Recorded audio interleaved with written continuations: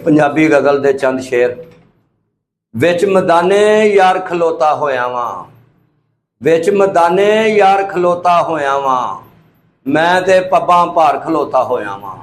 विच मैदाने यार खलोता होया वां, मैं ते पब्बां भार खलोता होया वां।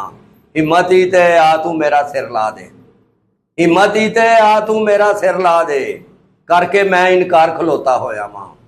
हिम्मत ही ते आ तू मेरा सिर ला दे, करके मैं इनकार खलोता होया वां। ते मैनू भी दीदार दा भोरा मिल जावे, मैनू भी दीदार दा भोरा मिल जावे, मैं भी ते सरकार खलोता होया वां। मैनू भी दीदार दा भोरा मिल जावे, मैं भी ते सरकार खलोता होया वां। ते एक पासे ने वैरी दूजे पासे तू, एक पासे ने वैरी दूजे पासे तू, दूहां दे विचकार खलोता होया वां।